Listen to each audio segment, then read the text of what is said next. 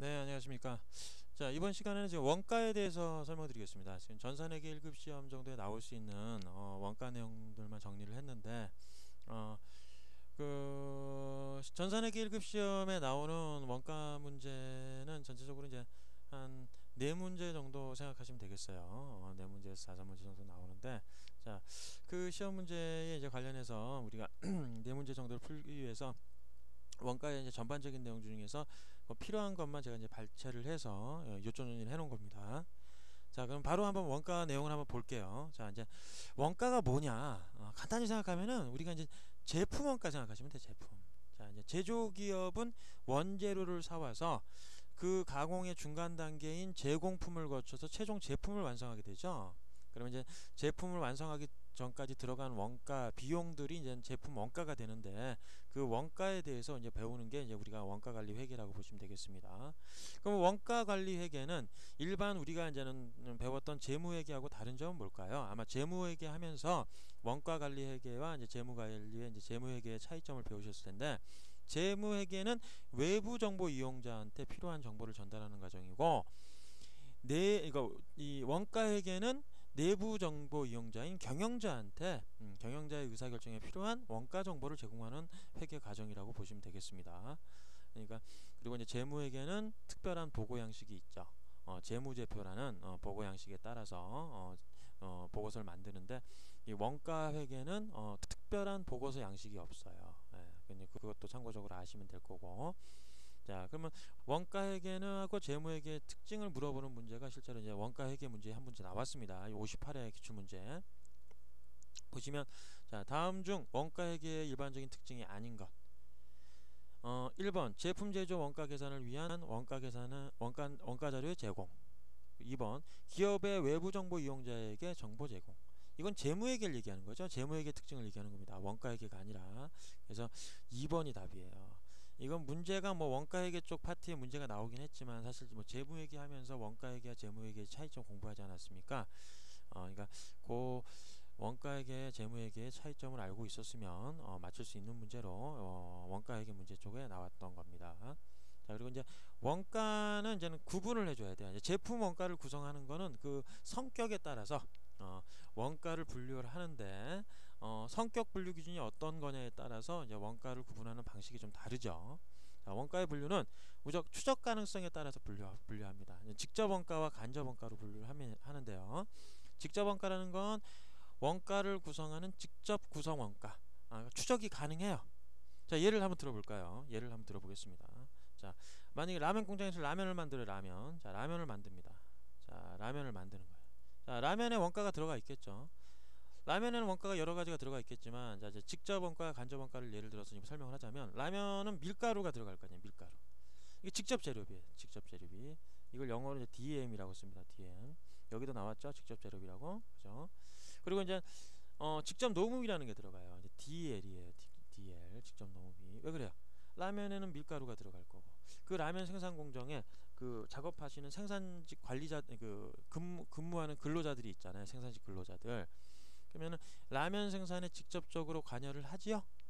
생산직 근로자는 라면 생산에 직접적으로 관여를 하고, 그리고 라면 안에 실질적으로 직접적으로 밀가루가 들어가잖아요. 그러니까 라면 원가에서 이 직접비에 해당하는 직접 재료비와 직접 노무비는 직접적으로 매칭이 되니까 그 라면 원가에 반영한다는 게 확실하게 드러나지 않습니까? 직접적으로 확인이 가능하잖아요. 그래서 직접 원가라고 하는 거예요. 특정 제품에 직접 추적할 수 있는 원가 요소, 그게 바로 직접 원가입니다. 근데 이제 라면 원가는 그것만 들어가는 게 아니라, 우선 결론부터 말씀드리면 OH라 그래서 제조 간접비가 들어가요. 제조 간접비. 제조 간접비는 뭐냐면, 라면을 만들기 위해서 주변에서 활동해서 사람들도 있을 거 아닙니까? 라면 공장의 주변에는 뭐예요? 경비원 아저씨도 있겠죠. 그죠? 경비원도 있을 거고. 그리고 라면을 직접 생산하진 않았지만 중간 관리자들이 있을 거 아닙니까? 그리고 공장장도 있을 거고. 그죠? 공장장도 있을 거고. 그러니까 이런 경비원 아저씨나 공장장에 대한 인건비, 그리고 뭐만 그것만 들어가요? 전기도 들어가고, 전기도 들어가고, 물도 들어가고, 그죠? 공업용수, 하여튼 물, 그다음 식수도 들어갈 수 있고, 뭐 그것만 들어요? 생산선비 관련된 거, 그죠? 고장 나면 부품값도 들어갈 거고, 감가상각이라는 비용도 들어갈 거 아닙니까? 공장을 지어놓으면 뭐 이게 영구적인 아니잖아요. 어느 시점 되면 시설을 교체하거나 공장 시설을 보수해야 되는데, 그럴 때 들어가는 돈도 다 원가란 말입니다. 원가. 그걸 라면 원가에 반영을 할 때 들어가는 이런 것들은 뭐예요? 라면에 직접적으로 들어가진 않았잖아요. 라면 생산하는데 직접적으로 들어가는 원가요? 아니잖아요. 주변에서 발생한 원가는 이 공통적으로 들어가는 원가. 그죠? 라면 신라면도 만들고 진라면도 만들고 뭐 뭐 어떤 스낵면도 만들고 다양한 라면을 만들 텐데 각각의 라면에 얼마의 원가를 할당할 거냐 애매하죠. 왜냐면 그 라면 생산하는데 다 공통적으로 들어가는 원가 아닙니까? 경비원 원가도 그렇고 전기, 물세, 뭐 공장 건물에 대한 감가상각비, 뭐 공장장 월급부터 해서 이런 원가들이 이제 공통적으로 들어가는 원가인데 요거는 원가를 이제 배분을 해줘야 돼요. 신라면에 얼마를 이 간접 원가를 배분할 것인지 간접비, 제조 간접비라고 얘기하는데 신라면에 얼마, 스낵면에 얼마, 그리고 뭐 진라면에 얼마의 원가를 할당할지 고민을 하는데 요런 원가는 우선은 간접비라는 거, 그러니까 직접적으로 라면 원가에 얼마 들어가는지 알 수가 없어요. 그러니까 간접적으로 영향을 주는 원가이기 때문에 간접비라고 하고, 특히 이제 이런 원가를 정확히 얘기해서 간접비면서 제조 간접비라고 얘기하죠. 제조 간접비는 각각의 제품에 얼마의 원가를 배분할 건지 원가 배분의 문제가 가장 중요합니다. 간접 원가는 여기 나왔지만 이제 간접 재료비, 간접 노무비. 간접 노무비 아까 지금 공장장님 인건비하고 경비원 인건비 뭐 이런 거 아니겠습니까? 전력비, 공장 감가상각비 등이 제조 간접비라고 해요. 이제 간접비 중에서도 이제 제조와 관련된 간접비, 제조 간접비. 그럼 제조 간접비는 이제는 이건 직접적으로 그 원가에 반영되는 직접 원가가 아니기 때문에 원가 배분의 문제가 발생합니다. 신라면에 얼마를 할당하고 진라면에 얼마 할당하고 스낵면에 얼마의 비용을 할당할 것인지. 그래서 이게 원가 배분, 이 간접비는 제조 간접비는 간접 원가는 이 원가 배분의 문제가 골칫거리예요. 정확하게 얼마를 할당해야 될지 애매하잖아요. 그죠? 합리적인 기준에 의해서 얼마를 할당해야 될지, 신라면에 얼마, 진라면에 얼마, 스낵면에 얼마의 원가를 할당할지 고민거리가 된단 말이니까 원가 할당이 가장 제조 간접비의 가장 이 골칫거리면서 해결해야 될 과제라고 보시면 되겠습니다. 원가 배분의 문제가 간접 원가의 가장 중요한 문제 중에 하나다. 자, 그러면 이제 원가들에 대해서 또 밑에 나왔죠. 직접 재료비, 직접 노무비, 제조 간접비. 제조 간접비에는 이제 변동 제조 간접비하고 고정 제조 간접비를 합쳐서 제조 간접비라고 합니다. 그러니까 제조 간접비 중에 어떤 이제 생산량에 비례해서 같이 변하는 원가는 변동비고, 그러니까 변동비 중에서도 간접비니까 재변동 제조 간접비고, 생산량에 상관없이 고정적으로 나가는 제조 간접비. 뭐야? 이거 공장 감가상각비는 생산량하고 상관없이 1년에 나가는 공장 그 기계가 다는 그 공장 시설이 다는 정도는 똑같잖아요. 그러니까 고정적으로 이제 감가상각비가 나가는 거니까 그런 건 고정 제조 간접비의 일예라고 보시면 되겠습니다. 자, 그래서 이 직접비와 직접비 중에 직접 재료비, 직접 노무비가 있고 간접비는 제조 간접비. 그래서 간접비는 또 이제 변동 제조 간접비와 고정 제조 간접비를 구분한다. 그러면 직접 노무비하고 직접 재료비는 이 변동비와 고정비 성격 중에 뭐에 해당하느냐? 요놈들은 변동비예요. 직접 재료비하고 직접 노무비는 변동비에 해당합니다. 변동비. 직접 재료비하고 직접 노무비. 왜 그래요? 생산량이 많으면 재료는 많이 들어가잖아요. 당연히 생산량이 많으면 거기 생산직 근로자는 일을 더 열심히 해야 되죠. 더 많이 해야 되잖아요. 그러니까 생산량에 비례해서 같이 증가하잖아요. 같이 변하잖아요. 그게 변동비. 그러니까 직접 재료비와 직접 노무비는 변동비입니다. 그리고 이제 제조 간접비는 변동 제조 간접비하고 고정 제조 간접비, 변동비하고 고정비로 구분해서 각각의 원가를 다 합쳐서 이제 고정 제조 간접비, 변동 제조 간접비를 다 제조 간접비라고 한다. 직접 재료비하고 직접 노무비는 변동비만 있다. 이렇게 아시면 되겠어요. 그리고 제조 활동, 제조 원가에 반영되지 않는 원가를 비제조 원가라고 해요. 이건 기간 비용이라는 건 이 제조 원가에 반영한다는 건 제품 원가에 들어가는 거니까 뭐예요? 재고 자산이 되죠. 그죠? 이 원가 우리가 지금 배우고 있는 이 원가액의 이 원가는 결과적으로 제품으로 흘러 들어가잖아요. 제품으로. 그러니까 제품으로 가니까 어떻게 돼요?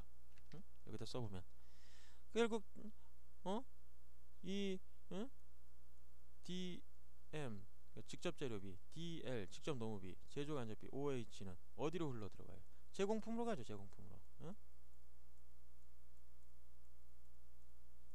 제공품으로 간 건 뭐로 흘러갑니까? 제품으로 흘러가잖아요. 원가가. 그럼 제품은 원가는 뭐예요? 결국 재무역에서 배웠지만 이건 뭐야? 팔리기 전까지는 재고자산이잖아요. 재고자산. 응? 재고자산으로 가잖아요. 팔리면 뭐가 돼요? 그때는 매출 원가가 되잖아요. 이제 드디어 팔려 나갔으니까 비용이 되는 거잖아요. 비용. 그죠? 근데 팔리기 전까지는 응? 매출 원가 팔리기 전까지는 매출 원가 팔려야지 매출 원가가 비용이 되는 거지. 그 전까지는 자산이잖아요. 자산, 재고 자산. 그죠? 근데 이 비제조 원가는 제품으로 흘러가는 게 아니라 그냥 비용으로 바로 처리한다는 얘기예요. 기간 비용이 비용으로 하겠다는 거예요. 그러니까 일반 이런 제조 원가는 제품 원가가 돼서 결국 재고 자산이 됐다가 나중에 팔려야지만 매출 원가가 되는데, 비제조 원가는 그냥 비용으로 바로 계산해 버린다는 거예요. 예, 그것만 아시면 됩니다. 그다음에 용어 정리를 좀 하셔야 되는데, 기초 원가고 가공 원가라는 걸 구분해서 좀 기억하셔야 돼요. 근데 이제 어떻게 구분하면 되냐? 용어를 아셔야 되는 거니까 당연히 외워야 되죠. 자, 직접 재료비 DM이었죠. 직접 노무비 DL이었죠. 제조 간접비 OH였죠.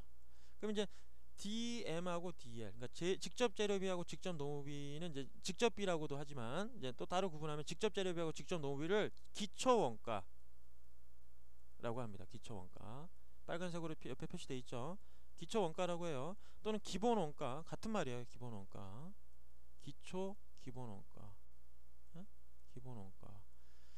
그러니까 직접 재료비하고 직접 노무비를 기초 원가라고 하고, 직접 노무비하고 그러니까 DL하고 OH 이거 합쳐서는 이걸 뭐냐면 요거는 가공 원가라고 해요. 가공비, 가공 원가, 가공 원가라고 합니다. 그러니까 주의하셔야 돼요. 그러면 기초 원가도 되고 가공 원가도 되는 원가는 뭐예요? 무슨 비용이에요? 그죠?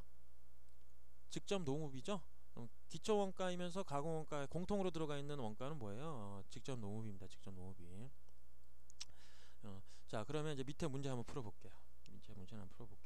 자, 다음 자료에서 기초 원가와 가공비 양쪽 모두에 해당하는 금액은 뭐예요? 지금 바로 설명해 줬죠? 뭐예요? 직접 노무비잖아요. 직접 노무비. 40만 원이 답이잖아요. 2번이죠? 됐죠? 자, 다음 문제 풀겠습니다. 문제가 아니라 내용을 보죠. 그래서 자, 단기 총 제조 원가라는 게 있고 단기 제품 제조 원가라는 게 있어요. 지금 여기 이제 서술형으로 말이 써져 있고 밑에 이렇게 간단히 나와 있는데, 단기 총 제조 원가는 뭐예요? 직접 재료비 플러스 직접 노무비 플러스 제조 간접비고, 단기 제품 제조 원가는 기초 제공품 원가 플러스 단기 총 제조 원가 빼기 기말 제공품 원가라고 돼 있는데, 요걸 이런 식으로 외우면 이게 머리에 들어와요? 안 들어오죠? 그래서 내가 그림으로 밑에 해놨어요. 결국 단기 총 제조 원가도 알아야 되고, 단기 총 제조 원가도 알아야 되고, 단기 제품 제조 원가에 대한 용어도 알아야 돼요. 요것도. 근데 그냥 무작정 외우면 안 되죠. 요거는 이제 기초 원가하고 가공 원가는 제가 좀 이제 한 것처럼 외우면 되니까 간단한데, 요거는 단기 총 제조 원가하고 단기 제품 제조 원가는 잘 안 들어오죠. 그러면 이제 요거를 제가 그림으로 여기 밑에 해놨으니까 요걸 보면서 한번 판단을 해요. 자, 여기. 자, 직접 재료비, 이게 T 계정을 세는 거예요. T 계정. 계정 까먹. 총 계정 원장에 표시해주면 직접 재료비, 직접 노무비, 제조 간접비 있죠. 이게 이제 직접 재료비가 DL이었고, 직접 노무비가 DL, DM, DL, 직접 노무비가 DL, 제조 간접비가 OH입니다. 자, 여기 있는 원가들이 어디로 올라가요? 제공품으로 가죠. 제공품에 있는 원가가 제품으로 올라가요. 근데 직접 재료비, 직접 노무비, 제조 간접비하고 여기 아유 지금 표시가 잘 안 되는데 제가 이제 해보면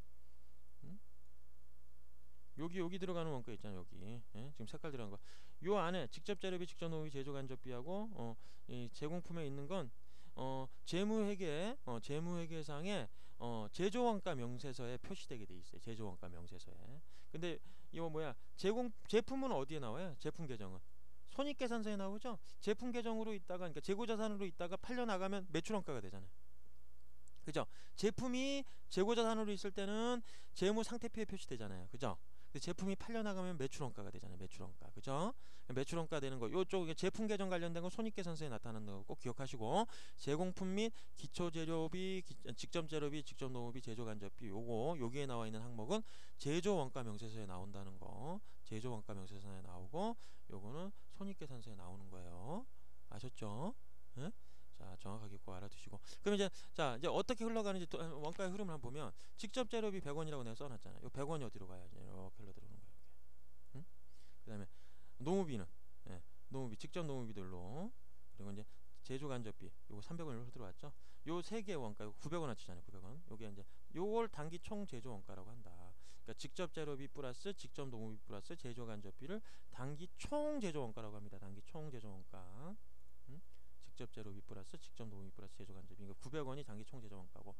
그러면 지금 제공품 상태로 흘러들어온 원가 중에 기초 재료비, 직접 노무비, 제조 간접비 요거 세 개 흘러들어온 걸 단기 총 제조 원가라고 그랬죠. 그럼 제공품도 기초에 만들다 만 게 있을 거 아니에요. 그러니까 전년도 말에 만들다가 만든 기말 제공품이 올해 기초가 되겠죠. 그러면 지금 50원어치 기초 지금 제공품이 있었고 올해 지금 900원어치 총 950원어치 지금 지금 가능한 거예요. 지금 이제 생산을 한 거죠, 그죠? 올해 이제 제공품 작업을 한 거죠. 그러면 제공품 작업했다가 지금 150원어치 남았잖아요, 기말에. 그러면 전체 950 여기 950원이니까 여기도 950원 돼야 되잖아요, 이쪽도. 그럼 얼마? 기말에 950원, 150원어치 남았다는 얘기 뭐야? 총 950원어치 중에 단기 총 제조원가 900원하고 기초에 있는 50원에서 950원 중에 기말에 150원 남았으니까 뭐야? 올해 완성된 거는 800원어치 완성된 거예요. 800원어치. 그걸 단기 총 제품 원가, 이거 단기 제품 제조 원가.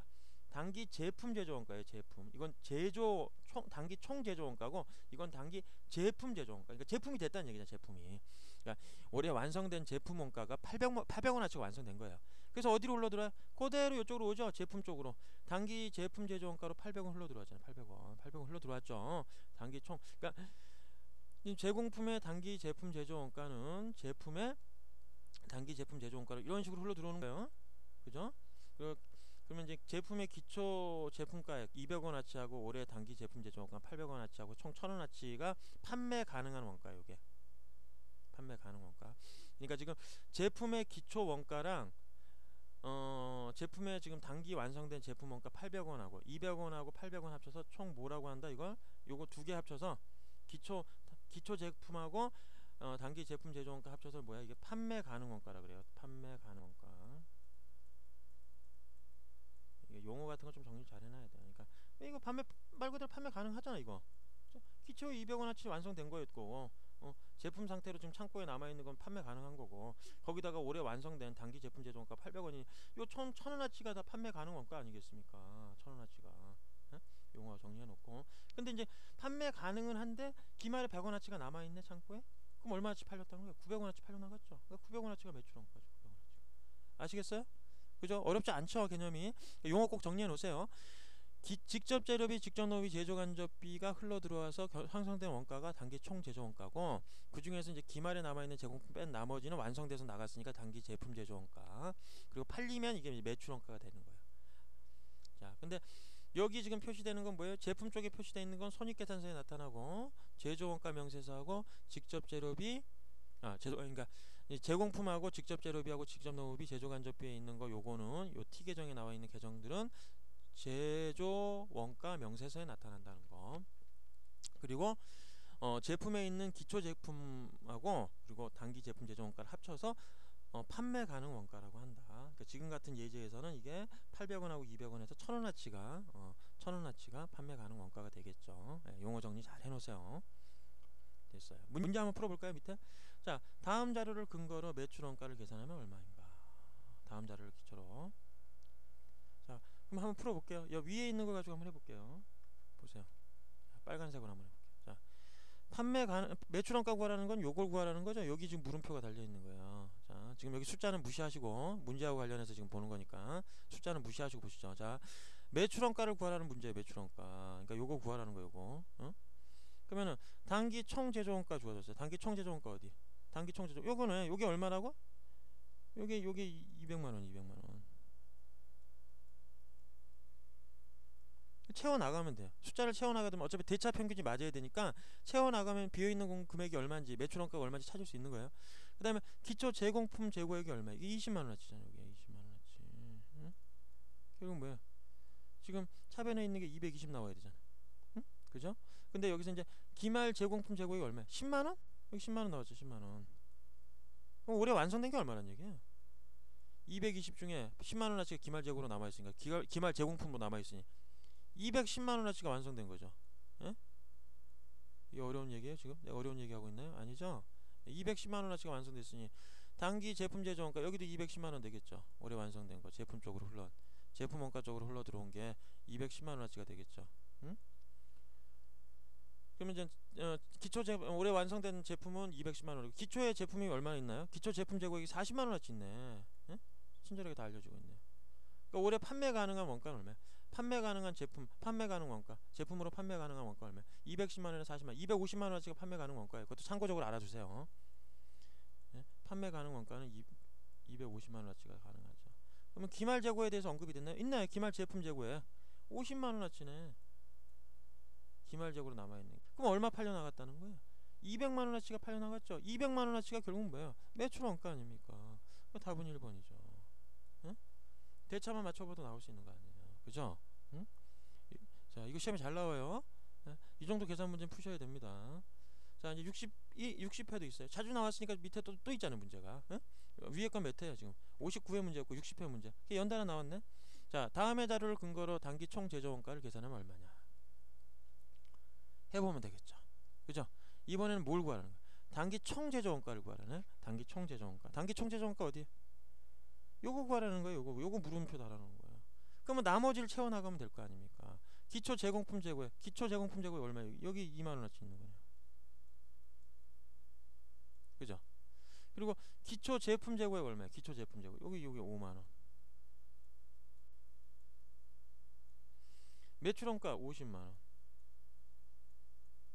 내용 채워 나가다 보면 여기가 이제 우리가 구하려는 이 물음표 달아놓은 게 얼마인지 찾을 수 있겠죠. 그리고 뭐야?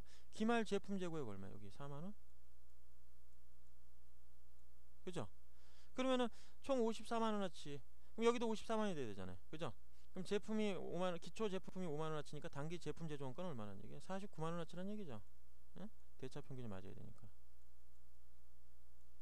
그럼 단기 제품 제조원가가 얼마나? 그러니까 올해 완성된 건 얼마나치 완성된 거야? 49만원어치 완성된 거죠. 제품으로. 그죠? 그리고 기말 제품 재고액 됐고, 그러면 기말 제공품 재고액도 있네. 35,000원. 여기 35,000원도 주어진 거 아니에요, 이게. 예? 그러면 여기 해봐요. 합계가 얼마야? 49만원에다가 35,000원. 52만 5천원이네. 52만 5천원. 52만 5천원. 그러면 뭐야? 올해 단기 총재조원가는 얼마야? 기초에 2만원어치 있으니까 50만 5천원이죠? 예? 대차 평균이 맞아야 되니까. 예? 여기가 52만 5천원이고 요쪽도 차변에 있는 거 기초가 2만원 줬는데 요 총재조원가 얼마냐? 이것도 52만원이 되려면 얼마 들어야 돼? 단기 총재조원가가 50만 5천원이 돼야지 2만 5천원 2만원하고 합쳐서 52만 5천원이 될 거 아닙니까? 그죠? 50만 5천원이 답이겠죠. 몇 번이에요? 3번 답이죠. 어렵지 않죠? 예? 이 시험 문제 낼 때는 이 문제 출제자가 이런 식으로 만들어 놓고 여기다 어디에 물음표를 달지 몰라요. 하지만 물음표를 어디에 달아서 그걸 물어보더라도 우리가 나머지 내용만 채워 나가다 보면 답을 찾을 수 있다는 얘기예요. 아셨죠? 자, 다음은 제공품 개정에 대한 설명이다. 괄호 안에 들어갈 내용으로 맞는 거. 제공품? 요거 관련된 거네. 요거 위에, 요쪽에. 요거 지금 요 제공품 관련해서 물어보고 있는데, 자, 내용 읽어볼까요? 기말 제공품 재고액이 내가 색깔 넣었죠 지금 요거. 기말 제공품 재고액이 기초 제공품 재고액보다 크다면, 기말 제공품 재고액이 기초 제공품 재고액보다 크다면 단기 총 제조 원가, 단기 총 제조 비용이니까 요거 단기 총 제조 비용이 단기 제품 제조 원가, 단기 제품 제조 원가보다 어떻다? 크다? 작다? 같다? 알 수 없다? 어떻게 하면 돼요? 직접 숫자를 한번 넣어보면 되잖아요. 넣어보면서 비교해보면 되지 뭐 어려울 게 뭐 있어. 자, 기초에 300 넣어보면 되잖아요. 응? 그리고 기말에 한 400 넣어봐. 기말이 더 크다고 했으니까 문제 기말 제공품 재고액이 기초 제공품 재고보다 더 크다고 했는데 어차피 대차는 맞아야 돼요. 그러니까 요쪽에 차변에 있는 대변의 금액이 맞아야 돼. 그럼 얼마 들어야 돼요? 응? 전체 금액이 같게 만들면 되는 거니까 대충 넣으면 되죠. 단기 총 제조원가를 한번 내보면 넣는 거야. 한 700원 넣어볼까? 그러면 여기가 지금 기초에다가 단기 총 제조원가 해서 합치면 1,000원 나와야 되잖아. 그럼 여기도 단기 제품 제조원가 플러스 기말 재고 했을 때 1,000원 나와야 되니까 여기 600원 들어가야 되잖아. 600원. 그래야 1,000원 같아지죠? 양쪽이. 그럼 어때요? 기말 제공품 재고액이 기초 제공품 재고보다 크다고 했으니까 그렇게 내가 지금 조건을 만들어서 숫자를 넣어봤고, 그리고 그랬더니 단기 총 제조원가가 단기 제품 제조원가, 단기 총 제조원가가 단기 제품 제조원가보다 어때요? 크지요? 커. 해봐도 알죠? 700원, 600원보다 큰 거 아닙니까? 그럼 답은 1번 아니에요? 1번. 어렵지 않잖아요. 그죠? 응? 자, 이런 식으로 채워가면서 문제 풀면 되는 거예요. 아시겠죠? 그러니까 개념을 잘 잡고 있으면 크게 어렵지 않다는 거 아실 겁니다. 예? 너무 오래 하지 마시고 자전거 갖고 하세요. 자, 됐어요. 그럼 다음 것도. 자, 이게 이제 가장 최근 시험에 나온 건데, 다음은 주 하산의 원가 계산에 관한 자료이다. 주어진 자료만으로 기초 제공품 원가를 계산하면 얼마인가? 기초 제공품 원가니까 이번엔 뭘 물어봤어요? 요거 물어봤네. 요거 위에 걸로 하자면, 지금 비교하자면 요거 기초 제공품 원가. 그러니까 어디에 물음표를 달아서 물어볼지 모르겠지만 하여튼 이런 식으로 주어지잖아. 근데 봐요. 이번엔 조금 또 까다로워. 뭐냐면은 자 보시면 기초 제공품 기초 제공품 원가를 구하라고 해놓고 기본 원가를 줘줬네. 기본 원가. 기본 원가가 기초 원가, 기초 원가. 기본 원가는 뭐하고 뭐가 포함된 원가야? 응? 앞에서 배웠지만 뭐하고 뭐? 어차피 지금 공부하면서 아직 다 못 외웠겠죠. 근데 동영상 한 번 보고 두 번 보고 그러다 보면 다 외우겠죠? 예. 뭐예요? 직접 재료비하고 직접 이거 영문으로 나오네요. 직접 재료비 플러스 뭐예요? 직접 노무비까지 합쳐야지 이게 이제는 그거잖아요. 기본 원가, 기초 원가라고도 하고 기본 원가라도 한다 그랬죠. 그죠? 여기 직접 재료비하고 직접 노무비가 합쳐진 금액이 지금. 근데 얼마라고? 여기 지금 여기 위에 있는 걸로 한번 내용을 채워볼까요? 120만 원? 미안해요. 여기가 아니라니까. 기본 원가니까 여기. 예? 왜 그래요? 내가 지금 자, 요 단기 총 제조 원가에 뭐가 들어가 있어요. 여기 나왔지만 직접 재료비, 직접 노무비, 제조 간접비가 여기 다 안에 들어가 있는 거 아닙니까? 여기에 DM, DL, OH 제조 간접비까지. 근데 지금 DM하고 DL 합친 거 얼마라고요? 요거 두 개 합친 금액이 여기 120만 원이라는 거예요. 120만 원. 근데 우리가 알려는 건 요거 여기 지금 물음표 단 건 요거죠. 기초죠. 요거 기초. 예? 요걸 구하라고 지금 문제 주어진 거 10번에서. 자, 물음표 단 거. 근데 지금 요거 120이고 제조 간접비가 20만 원 줘줬네. 제조 간접비. 그러면은 결론적으로 제조 간접비를 알려줬잖아요. 20. 그리고 두 개 합친 거 직접 재료비하고 직접 노무비 합친 거 얼마라고요? 두 개 합친 게 다 120. 결론적으로는 총 제조원가, 단기 총 제조원가를 알 수 있어요. 140만 원이라는 거. DM하고 DL을 합친 게 이제 120이니까. 그죠? 여기 140이고. 그 다음에 단기 제품 제조원가? 단기 제품 제조원가면 여기인데. 그죠? 단기 제품 제조원가 얼마예요? 130만 원. 그리고 기말 제품 제공품 재고액 주어졌어요. 25만 원. 그죠? 예, 25만 원. 그럼 25만 원 채워 봐. 그럼 결론적으로는 같은 문제네. 근데 이 기본 원가가 요 직접 재료비, 직접 노무비 합친 거라는 걸 모르면 못 풀겠죠. 그죠? 그럼 뭐야? 단기 제품 제조원가 130에다 기말 재고액, 기말 제공품 재고액. 지금 제공품 쪽으로 보고 있는 거지. 제공품. 25만 원에서 155만 원이고 여기는 지금 얼마야? 지금 단기 총 제조 원가가 140만 원 나왔으니 기초가 얼마란 얘기야? 그러면 15만 원이죠. 15만 원. 암산으로도 되죠, 이거. 15만 원. 답은 2번 아닙니까? 2번. 그 풀이에 대한 내용 밑에 이렇게 다 설명돼 있고. 그죠? 그러니까 여기 내가 여기 박스 만들어 놓은 게 여기다 한번 직접 채우면서 해보라는 거야. 이렇게 식으로 풀면 잘 안 들어오잖아요, 이게. 그죠? 이렇게 식을 세워가지고 풀면 잘 안 되잖아요. 외우기도 힘들고. 그러니까 이렇게 그림으로 그리면 훨씬 좋지 않습니까? 요게. 그죠? T 계정 만들어가지고. 그죠? 그래서 이렇게 만들어 놨으니까 요거 프린트해서 풀던지 할 때는 꼭 여기다 직접 손으로 해보면서 해봐요. 그죠? 충분히 할 수 있겠죠? 자, 그러면 60일에 야 진짜 요거 관련된 문제가 많이 나왔어요. 엄청 많이 나왔죠. 지금 제가 요거 그림 그려놓은 거.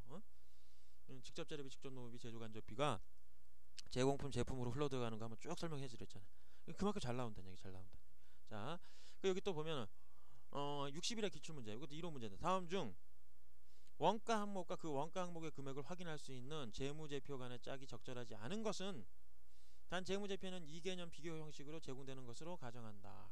자, 그건 뭐야? 자, 기말 제품은 어디 표현인데? 기말 제품. 이거 재고자산이잖아요. 제품이니까 제품 완성된 거니까. 그치? 재무상태표. 근데 기말 제품 중에 팔리면 어디로 가? 팔리면 손익계산서로 가잖아요. 매출원가로 나오니까.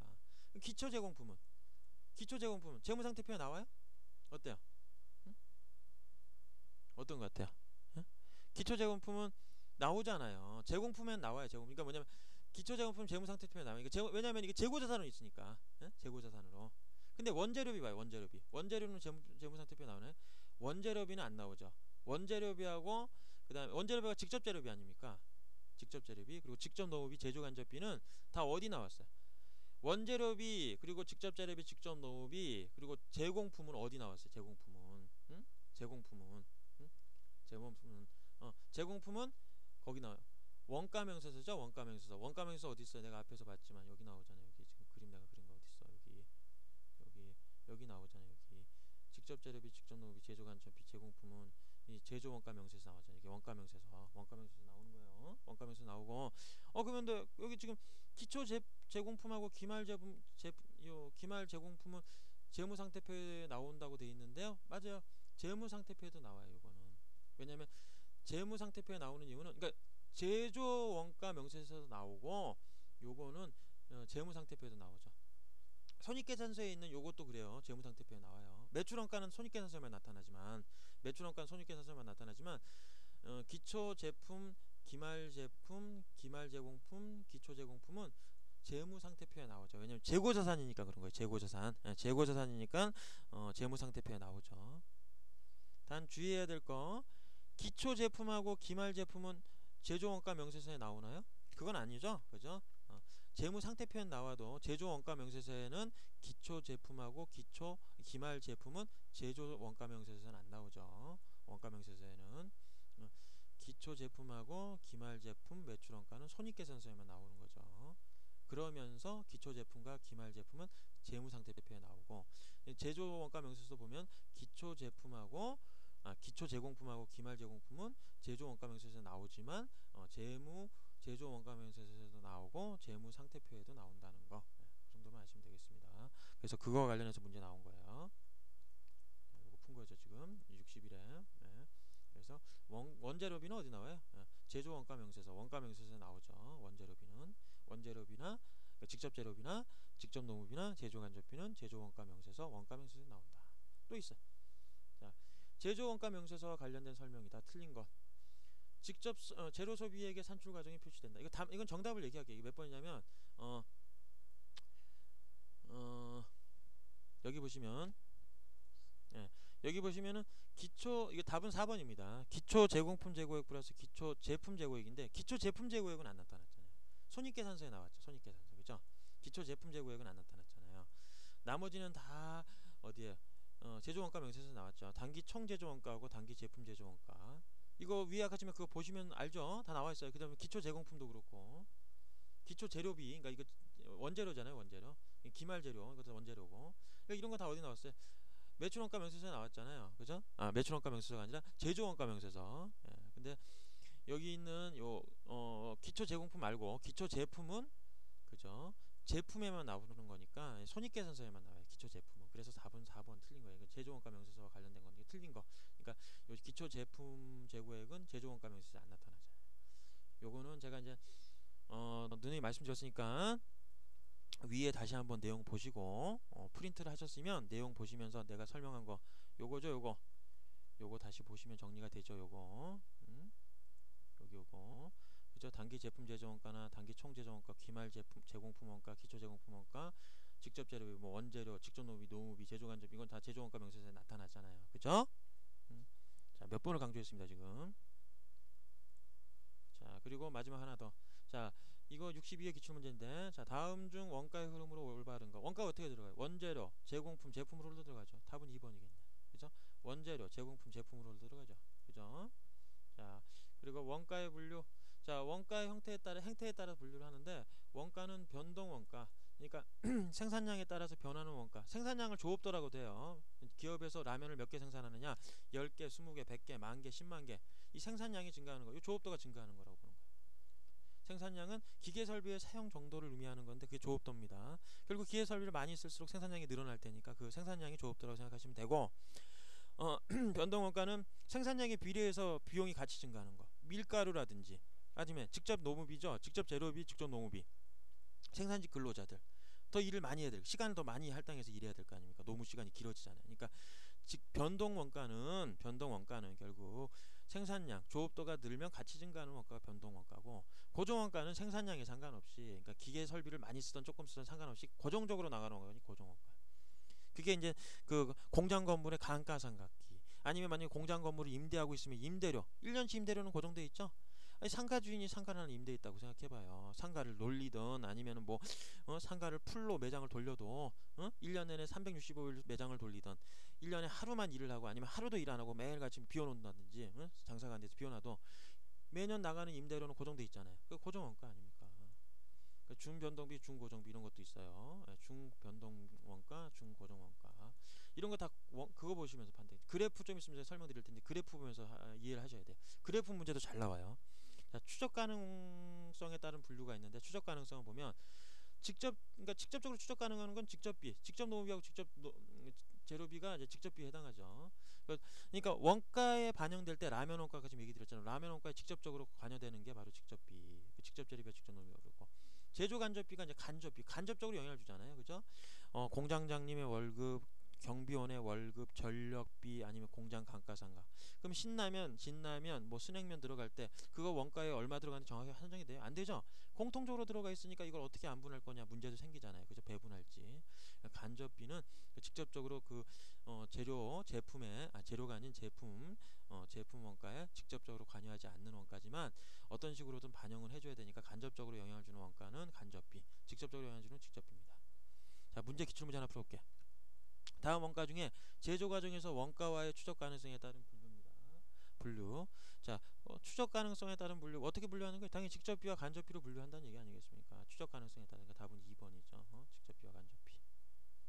자, 그리고 또 원가의 성격을 또 구분하는 게 의사결정 관련성에 따라서 원가를 분류를 하는데 원가를 분류할 때 의사결정에 관여되는 원가인지 의사결정에 관여되지 않는 원가냐에 따라서 분류를 하는데 그때 이제 의사결정에 관련된 원가는 관련 원가라고 하고 의사결정에 관련이 없는 원가는 비관련 원가라고 그래서 매몰 원가가 대표적이에요. 그러니까 의사결정에 영향을 미치지 않는 원가가 매몰 원가다. 그냥 외우세요. 예. 그냥 매몰 원가가 의사결정에 관련 없다.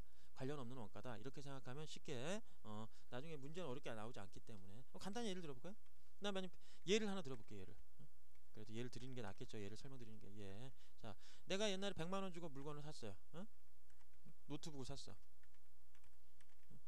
사업자를 좀 비유를 해야 되는데 뭐 사업용 노트북이라고 하면 되잖아. 사업을 위해서 노트북을 샀다가 노트북 취득 후 한 2년 쓰다가 3년 쓰다가 3년 쓰다가 처분했어요. 자, 근데 처분할 때 두 가지 안이 있어. 두 가지 방법이 있어. 처분할 때 50만 원을 받고 지금 현재 50만 원 정도는 받을 수 있다고 해요. 그럼 50만 원을 받고 바로 중고로 처분하거나 또는 수리를 하는 거야. 좀 이렇게 색깔도 좀 새 거 같이 다시 수리를 하고 그러니까 뭐 이렇게 좀 부품도 약간 업그레이드 해가지고 한 20만 원 정도 들여가지고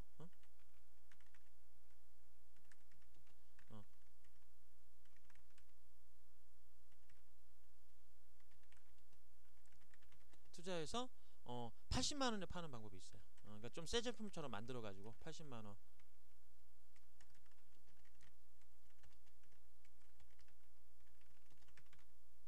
자, 이렇게 있으면 뭐야? 결국 선택의 문제잖아요. 그죠? 내가 100만 원 주고 샀는데 지금 3년 쓰다가 처분을 하는데 중고가로 지금 시중에서 팔면 50만 원에 팔 수 있고 아니면은 20만 원 정도 업그레이드 비용 좀 드리고 좀 외관을 좀 깨끗하게 해가지고 80만 원 받고 팔 수 있어. 자, 그러면 둘 중에 하나 선택하면 여러분들 뭐 선택할 것 같아요?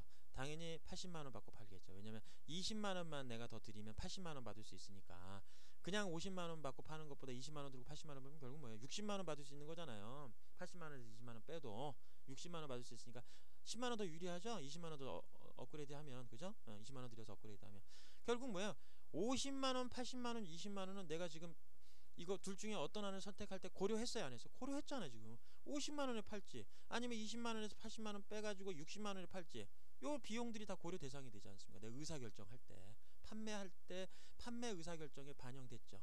근데 100만 원을 고려했어요, 안 했어요? 이건 벌써 옛날에 나간 원가잖아.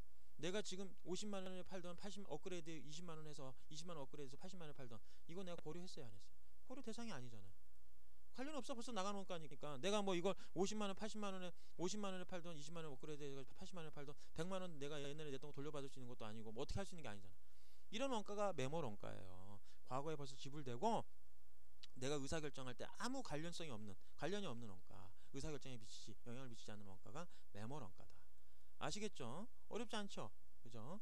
자, 아래 기출문제 이제 보시면 그래프 문제가 많이 나옵니다. 그래서 꼭 아셔야 되는데 이제 변동원가, 중변동원가, 고정원가, 그 다음에 중고정원가 이 원가 성격을 좀 알아야 돼요. 변동원가는 조업도에 따라서 같이 변하는구나. 그게 변동원가구나. 이런 식으로. 자, 그럼 변동원가는 어떻게 그래프가 나오느냐? 자, 그래프가 이렇게 나와요. 자, 해보면 그래프를 한번 그려볼게요. 이렇게 하면 여기가 이제 조업도야, 조업도.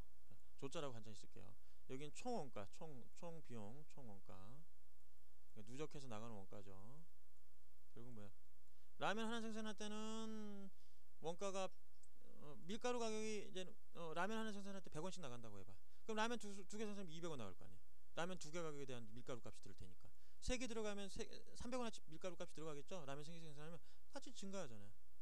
원가 총액은 계속 누적되죠. 라면 하나 생산하는데 밀가루 100원어치가 들어간다면 2개 생산하면 200원어치 들어갈 거 아닙니까.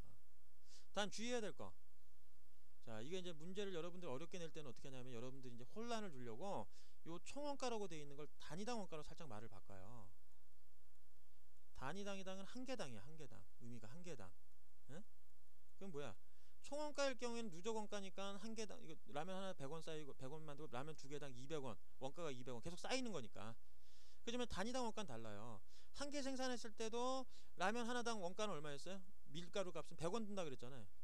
그러면 라면 2개라도 개당이니까 이건 단위당이니까 단위당 개당 원가는 얼마야? 그대로 100원어치 들어가는 거니까 단위당 원가라고 이렇게 딱 하면은 그래프가 직선으로 나와요.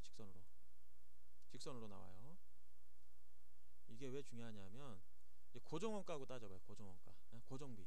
그럼 조업도가 있으면 고정원가는 성격이 어때? 자, 이것도 2개로 그려볼까요? 여기가 조업도에 따른 총원가로 생각했을 때 고정원가 같은 경우에는 그래프가 어떻게 나오냐면 아까 좀 이야기했지만 이 생산량에 따르지 않고 그러니까 생산량에 따라서 원가가 변하는 게 아니라 그냥 고정돼 있잖아요. 아파트 상가를 하나 빌렸어. 아파트 상가를 하나 사업을 한다고 아파트 상가를 하나 빌려가지고 거기서 임차료를 내고 지금 쓰고 있다고 해요. 그러면 1년간 나가는 임차료는 한 달에 매달 100만원씩 해서 1년간 1200만원 나간다고 했을 때 어때요? 내가 가게를 놀리던 장사가 안 돼서 놀리던 아니면 진짜 가게가 장사가 잘 돼서 1년 360을 계속 장사를 한다고 해도 1년에 나가는 내가 임대료 비용은 똑같잖아요. 응? 그죠? 매번 똑같이 나가니까 고정비 성격이잖아요. 총원가 기준일 때는 1년에 나가는 고정이 딱 고정돼 있으니까. 근데 이제 단위당 원가로 생각하면 다른 거야. 단위당 원가로. 예. 왜 이게 시험에 헷갈리냐면 이게 이제는 그래프만 외워버리면 무슨 문제가 생겨. 총원가라는 걸 안 보면 단위당 원가로 해서 그래프를 그려놓으면 여러분들이 착각하는 거죠. 이거 이제는 무조건 그래프 모양만 보니까 직선이네? 그럼 고정비네? 이렇게만 외울 거 아니에요. 그러니까 항상 요 세로축에 있는 단위당 원가인지 총원가인지도 잘 보고 계셔야 돼요. 그래서 이제 고정비 총원가 기준일 때는 변동비는 이렇게 증가하고 고정비는 평행을 이루지만 단위당 원가로 요거 수직선에 있는 요거 내용을 원가 내용을 바꾸면 이 변동비가 대략 직선으로 나오고 요걸 좀 단위당 원가로 바꿔볼게요. 예. 이 고정비는 어떻게 나오냐면 이런 식으로 나와요. 이게 그래프가 점점 밑으로도 꺾여. 왜냐하면은 이 단위당 원가일 땐 한 개당 원가라 그랬잖아요. 그럼 봐요. 임대료 비용이 만약에 1200만원으로 고정돼 있다고 그래. 매달 100만원씩 1200만원. 근데 단위당으로 바꾸면 뭐야? 손님 한 명이 들어왔을 때 그 임대료 부담을 지르는 금액이 얼마일까요? 만약에 1년 동안 한 명의 손님이 왔으면 1200만원 비용을 그 손님 한 명이 부담하는 거지만 만약에 1200만원을 두 사람의 손님이 와서 비용 부담을 했다면 얼마야? 나눠주죠? n분의 1이 되니까 2명이 나눴으니까 600만원씩 나눠내는 형태가 되고 3명이 나눠내면 3분의 1이 될 거 아닙니까? 4명이 내면 4분의 1. 우리가 만약에 어디 가서 밥 먹을 때 더치페이 해봐요. 혼자 내면은 그 사람이 만약에 4명이서 같이 밥 먹으면 4명분에 대해서 혼 사람이 다르면 4인분에 대한 음식값을 내야 되지만 n분의 1 해버리면 어때요? 각각 자기 것만 나눠내면 되는 거잖아요. 그죠? 그러니까 사람이 많으면 많을수록 n분의 1이 되니까 비용이 더 줄 거예요. 만약에 전체적인 임대료가 고정되어 있고 그 매장에 들어와서 이제는 그 임차 사업을 하는 사람이 서로 이제 공통 사업을 한다고 했을 때 사람이 많으면 나눠서 n분의 1 할 테니까 한 사람당 단위당 원가는 그러니까 한 사람당 원가는 점점 줄 수밖에 없어요. 그러니까 이렇게 그래프가 밑으로 이렇게 꺾여면서 이렇게 내려가는 형태가 되는 겁니다.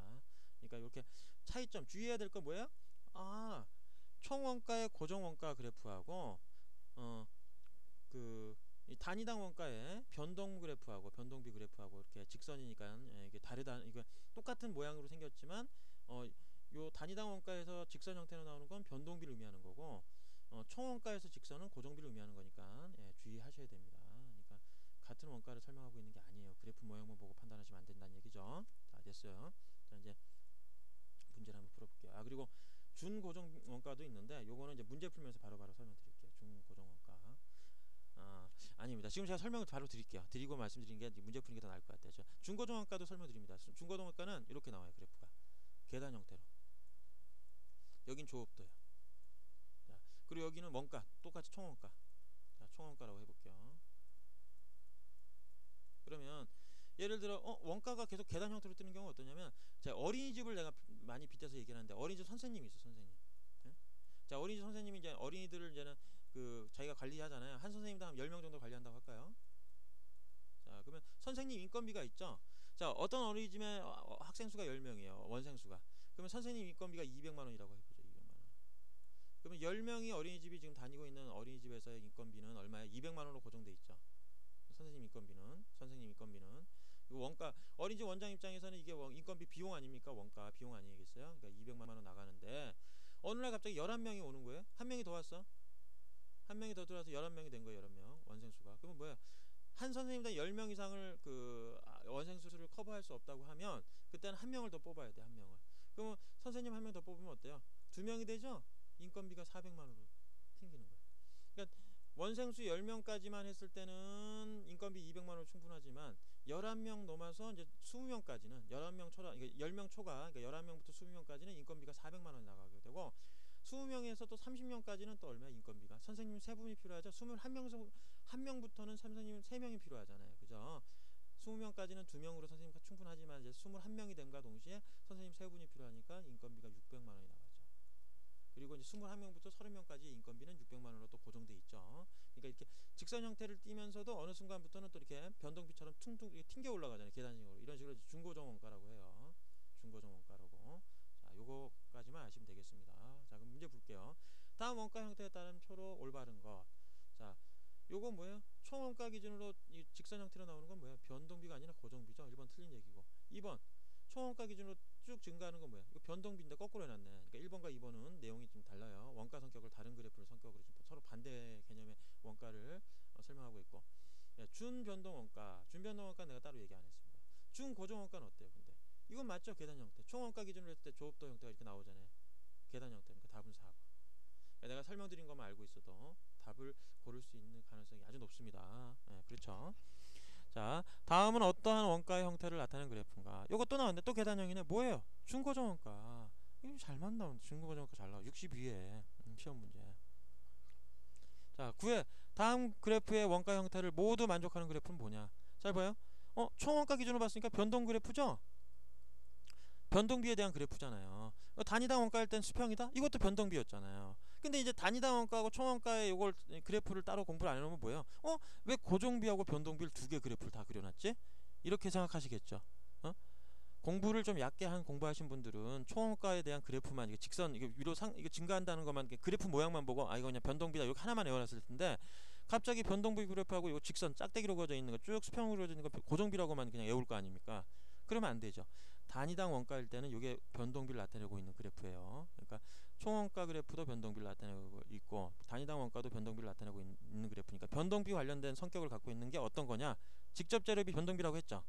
직접 재료비, 직접 노무비는 변동비고 제조 간접비만 변동 제조 간접비하고 직접 고정 제조 간접비가 혼합돼 있다는 얘기잖아요. 그러니까 직접 재료비는 변동비가 맞죠. 그죠? 라면 생산하면 생산할수록 밀가루 더 들어가잖아요. 그러니까 1번이 답이죠. 됐죠?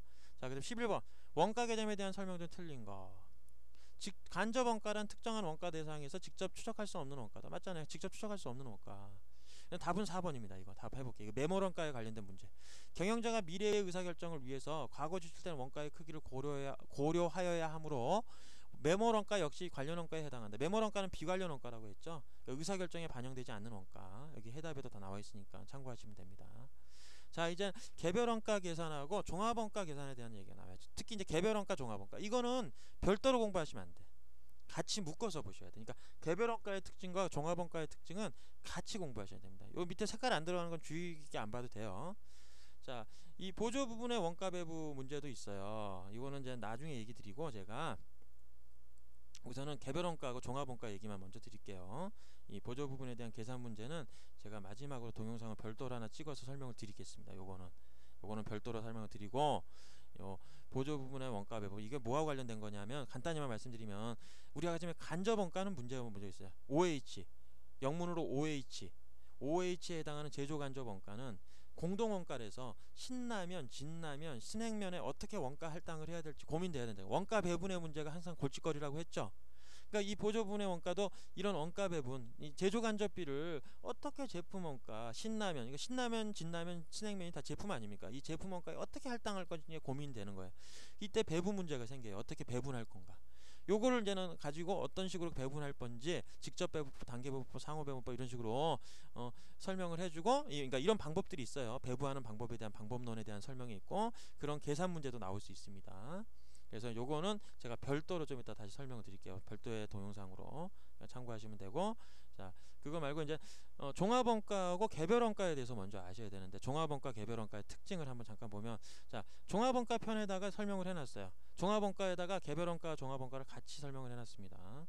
자 여기 가공비도 내가 또 중요하니까 또 해놨죠. 가공비는 직접노무비하고 제조간접비를 가공원가 가공비라고 한다. 앞에서 내가 설명했던 거 또 중요하니까 한번 여기 색깔 넣는 것 뿐이에요.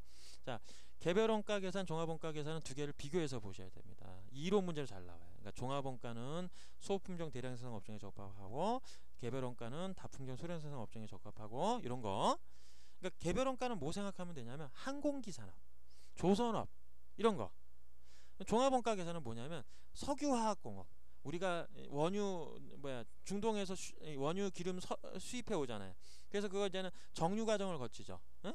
그러면 파이프라인 통해서 쭉 일정하게 들어가잖아요. 그러면 뭐 가솔린, 등유, 정유, 등유, 뭐 경유, 뭐 휘발유부터 해가지고 뭐 나와 또 아스팔트, 코발트 이거 다 나오잖아. 그러니까 이 연속된 공장으로 이렇게 대량으로 유입되면서 연속 생산하는 거. 그 다음에 뭐야, 컨베이어 벨트, 공장에 컨베이어 벨트 있으면은 쭉 연속적으로 뭐 제품 초콜릿 같은 거 생산되거나 라면 생산되는 거 보이잖아요. 그죠? 어떤 특정 벨트 위에서 쭉 지나가면서 이렇게 소품종이지만 왕창 대량 생산하는 방식이 종합원가 계산입니다. 그러니까 업종을 머릿속에 기억해 놓는 거예요. 그러면 이 특성이 딱 머릿속에 잡히잖아요. 아, 종합원가 계산은 컨베이어 벨트라든지 아니면 석유화학공업처럼 뭔가 파이프라인을 통해서 연속적으로 대량으로 계속 유입되면 연속적으로 계속 뭔가 이렇게 다량으로 만들어지는 거고, 개별원가 계산은 한국이나 조선업은 어때요?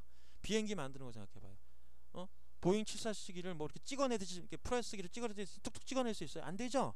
각각 다 만들어야 돼요. 배도 그래요. 군함 옆에서 만들고 있으면 옆에선 잠수함 만들고 있고, 옆에선 고속정 만들고 있고, 어떤 데는 또 여객선 만들고 있고, 그거를 뭐 하나 찍어내듯이 툭툭 찍어낼 수 있어요? 안 되죠? 사람들이 개별적으로 다 붙어가지고 하나하나 다 따로따로 작업해야 되는 거예요. 일종의 수작업 하듯이. 그러니까 뭐야, 다품종, 종류는 여러 가지인데 만들 때 왕창 찍어낼 수 없잖아요. 그러니까 다품종 소량 생산 아니겠습니까? 그런 업종에 적합한 방식이 개별원가 방식이다. 그러니까 업종을 머릿속에 생각해 놓으시고 그 업종의 특성을 이해하시면 돼요. 그러면 이제 조선업이나 건설업이나 항공기 제작업은 다품종 소량 생산 업종에 적합하고, 화학업이나 화학공업이나 식품가공업 같은 거, 라면 생산 뭐 이런 거, 자동차도 들어가요. 여기 자동차 생산하는 것도 그래요. 자동차 생산하는 것도 포드 자동차 생산하는 거 모르시죠? 네이버에서 한번 검색해봐요. 자동차. 그러면 어때요? 어떤 특정한 선로, 그 기차 선로처럼 이렇게 양쪽 레일 위에 자동차가 이게 뼈대부터 이렇게 조립돼 가면서 계속 가요. 그러면 앞쪽 유리 붙이고 헤드라이터 붙이고 뒤에 백미러 붙이고 이런 식으로 조립하면서 계속 이 공정별로 밀어주면 다음점으로 이 레일 따라가면서 계속 조립이 되면서 완성된단 말이니까, 자동차도 이렇게 계속 연속해서 작업이 되고, 로봇팔 같은 게 나와가지고 막 용접도 해주고 뭐 이렇게 드릴도 조여주고 막 그래요. 그러니까 자동차 하나마다 다 따로따로 사람이 붙어가지고 스포츠카 따로 만들고 있는 게 아니라, 스포츠카 만들 때 레일 따라가지고 수천 대 자동차가 생산되는 겁니다. 그죠? 그러니까 현대자동차 소나타 만드는데 한 대 만들고 한참 후에 또 다시 만들고 그런 게 아니잖아요. 하나의 라인별로 쭉 해서 연속적으로 수백 대 수천 대를 만들어낼 수 있는 거죠. 그러니까 종합원가 계산에 들어가는 거예요. 자동차도. 종합원가 계산은 보고서를 쓸 때 제조원가 보고서를 써요. 그리고 개별원가는 작업원가표를 만든다는 거. 이거 빨간색으로 있는 거 꼭 외우실 수밖에 없어요. 이런 거는 앞에 두 개는 그 어떤 업종을 이해하면 충분히 상기시킬 수 있는 거지만, 이 작업원가표하고 제조원가 명세서는 잘 연상이 안 되죠. 근데 외울 수밖에 없어요. 그렇죠? 작업원가표는 개별원가 계산, 종합원가 계산은 제조원가 보고서. 그리고 개별원가 계산은 제조간접비 배부가 핵심입니다. 제조간접비 배부가 항상 골칫거리라고 했잖아요. 그죠? 개별원가 계산은 제조간접비 배부가 가장 핵심, 그러니까 가장 이거 배부하는 걸 골칫거리이기 때문에 이걸 해결해야 되고, 종합원가 계산은 당연히 제조간접비도 문제가 되지만 이건 두 개는 상대적인 비교니까 개별원가 계산과 종합원가 계산은 상대적인 비교예요. 그러니까 이제 종합원가 계산은 완성품 환산량 계산이라는 게 있어요. 완성품 환산량 계산이 핵심이 됩니다. 핵심이. 완성품 환산량 계산이 가장 핵심이 되는 부분이에요. 그러니까 개별원가 계산은 제조간접비 배부가 핵심이고, 종합원가 계산은 완성품 환산량 계산이 핵심이라는 것도 꼭 기억하고 계십시오. 자, 문제를 한번 풀어볼게요. 바로 두 문제가 있는데 몇 문제 있죠? 자, 보시면, 자, 종합원가 계산과 개별원가 계산 방법에 대한 내용으로 올바른 건 뭐냐, 올바른 건 뭐냐 여기 나왔지만, 자 핵심 과제는 뭐야? 종합원가 계산은 제조간접비 배부 맞아요? 여기 위에 바로 재밌어요. 맞아요? 틀리잖아요. 완성품 환산형이 문제였죠. 개별원가 계산은 제조간접비 배부죠. 거꾸로 해놨네 설명을. 그리고 업종은 어때요? 종합원가 계산은 조선업 맞아요? 개별원가죠. 이게 조선업은 개별원가에 맞고, 개별원가 계산에서는 뭐야? 통조림 제조업은 종합원가에 맞죠. 이것도 거꾸로 해놨네. 그리고 원가 집계는 어때요? 공정 및 부분별 집계. 이건 모르죠. 여기 체계도 없으니까 내가 빨간색으로 표시하는 것도 아니고. 그 다음에 개별 작업별 집계. 이것도 모르잖아요. 그죠? 4번 봐요. 4번. 자, 장점. 정확한 원가 계산이 가능하다. 예, 종합원가 계산은 원가 계산이 정확합니다. 요거 하나 더 외우셔야겠네. 죄송해요. 요거는 제가 여기 빼먹었는데, 결론적으로 종합원가 계산은 정확한 원가 계산이 불가능합니다. 그리고 이제 개별 원가 계산이 정확한 원가 계산이 가능해요. 왜냐하면 간단히 생각해 보시면 다품종 소련산일 경우에는 이 조선업이나 항공기 산업, 뭐 건설업 같은 경우는 어때요? 딱 그 제품에 사람들이 붙어서 일을 하잖아요. 그죠? 이 어떤 조선소에서 사람들이 배를 만들고 있다고 생각을 해봐요. 용접공들이 용접을 하거나 도색 작업을 할 때 거기에 들어간 원가들은 어때요? 개별적으로 딱 계산하기가 편하지 않습니까? 다량으로 생산하는 거하고 다르게 개별 원가 계산 같은 경우에는 그 뭐 유조선이면 유조선, 여객선이면 여객선에 들어가는 원가가 산정하기가 쉽죠. 여러 개를 왕창으로 만들어내는 게 아니라 그 개별 제품을 만들어내기 때문에 개별 제품에 들어가는 원가, 그렇다고 많이 만든 것도 아니야. 딱 하나씩만 만드니까 얼마나 원가 정리하기가 쉽습니까? 관리하기가. 도색 작업 들어간 거면 인건비 들어간 것도 딱 그 배에 들어간 사람들이 인원수만 파악하면 되는 거 아니에요. 그러니까 개별 원가 계산이 원가 계산이 더 정확하고, 종합 원가 계산은 원가 계산이 좀 부정확한 거죠. 그 대신 전개성 있게 빨리 할 수 있는 방법이 있습니다. 그러니까 지금 거꾸로 설명해 놓은 거예요. 이것도. 그러니까 종합원가 계산은 경제성 있고 이제 빨리 계산할 수 있는 방법이고, 개별원가 계산은 정확한 계산을 할 수 있다. 그런 장점. 지금 답은 3번입니다. 3번. 네. 요 문제는 좀 약간 어렵게 나오긴 했어요. 왜냐면 원가 집계 같은 건 이런 디테일한 걸 알아야 되는데, 결론적으로 근데 1, 2, 4번이 답이 아니라는 게 확실하게 안다면 3번이 답일 수밖에 없는 거죠. 어차피 우리가 4개의 지문을 정확하게 다 이해해서 풀기는 어려워요. 그러니까 핵심이 되는 키워드를 파악을 해서 그런 것들을 가지고 제껴가면서 정답이 아닌 걸 제껴가거나, 아니면 핵심 키워드만 알면 정확하게 정답을 하나만 고르고 나머지 지문 안 보고도 답을 찾을 수 있는 거죠. 그러니까 12번 문제는 약간 까다로웠지만 1, 2, 4번이 답이 아니라는 걸 보면 3번이 답이라는 걸 알 수 있는 거죠. 자, 11번. 다음 중 종합원가 계산에 대한 설명으로 틀린 것. 종합원가 계산은 뭐다? 연속으로 생산하고 소품종 대량 생산하는 거죠. 그래서 적용 대상은 대량 생산 연속 맞죠. 그리고 공정별 원가 계산, 이건 잘 모르실 수 있어요. 그러면 이런 거 잘 모르면 약간 유보시켜 놓으면 되고, 적용 업종은 뭐예요? 자동차나 전자제품, 정유업 다 맞죠? 이게 석유화학공업이잖아요, 정유업이. 근데 원가 계산의 특징은 뭐야? 제조간접 배분 문제가 핵심이 아니라 뭐였어? 완성품 환산형 계산이 핵심이었죠. 원가 계산의 특징이. 그래서 답은 4번. 그러니까 제가 빨간색으로 표시한 거 여기 답이 있었어요. 그죠? 요거만 잘 기억하면. 그다음에 63회 주상도는 평균법에 의해서 종합원가 계산을 하며, 요 문제하고 그 다음에 위에서 아까 전에 말씀드렸던 상호배분법, 단계배분법, 직접배분법은 별도로 제가 동영상을 제작을 해서 이거 다 계산 문제인데, 요 정도까지 이 계산 문제 2문제까지도 여러분들이 이제 이해하고 풀 정도가 되면 원가 문제도 거의 다 맞출 수 있습니다. 4문제 다. 뭐 못해도 3문제, 그러니까 75% 정도의 원가 문제는 다 맞출 수 있어요. 원가가 쉬운 문제는 아닌데 이 정도 계산 문제, 마지막에 완성품 환산량에 대한 계산 문제랑 앞에서 이제 직접 배분법, 단계 배분법, 상호 배분법에 대한 내용, 그거 이제 내가 다음 동영상 하나 제작할 때 그것만 이해하면 여러분들 원가 문제도 웬만한 거 다 맞출 수 있습니다. 예, 여기 있죠. 이거 계산 문제 관련된 거. 그래서 요거까지 다음 시간에 요거는 별도의 동영상으로 만들어서 제가 설명드릴게요. 예, 수고하셨습니다.